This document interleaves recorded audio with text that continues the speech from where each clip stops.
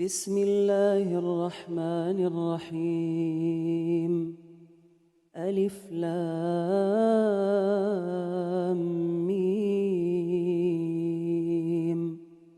ذلك الكتاب لا ريب فيه هدى للمتقين الذين يؤمنون بالغيب ويقيمون الصلاة ومما رزقناهم ينفقون والذين يؤمنون بما أنزل إليك وما أنزل من قبلك وبالآخرة هم يوقنون أولئك على هدى من ربهم وأولئك هم المفلحون. إن الذين كفروا سواء عليهم أأنذرتهم أم لم تنذرهم لا يؤمنون.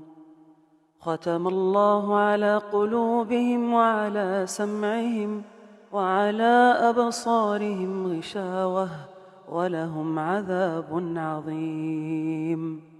ومن الناس من يقول آمنا بالله وباليوم الآخر وما هم بمؤمنين يخادعون الله والذين آمنوا وما يخدعون إلا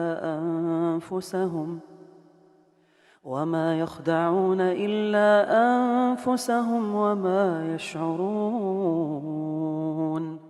في قلوبهم مرض فزادهم الله مرضا ولهم عذاب أليم بما كانوا يكذبون.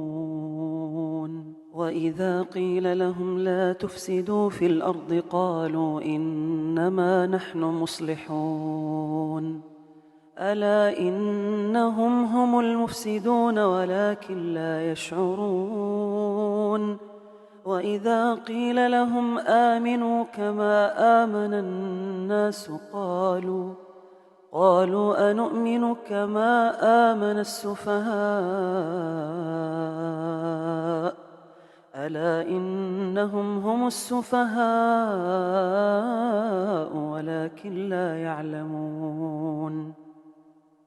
وإذا لقوا الذين آمنوا قالوا آمنا وإذا خلوا إلى شياطينهم قالوا إنا معكم إنما نحن مستهزئون. الله يستهزئ بهم ويمدهم في طغيانهم يعمهون. أولئك الذين اشتروا الضلالة بالهدى فما ربحت تجارتهم وما كانوا مهتدين.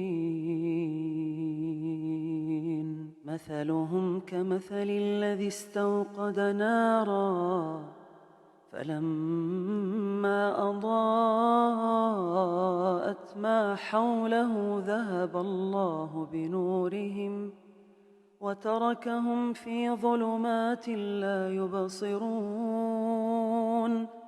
صم بكم عمي فهم لا يرجعون. أو كصيب من السماء فيه ظلمات ورعد وبرق يجعلون أصابعهم في آذانهم من الصواعق حذر الموت والله محيط بالكافرين.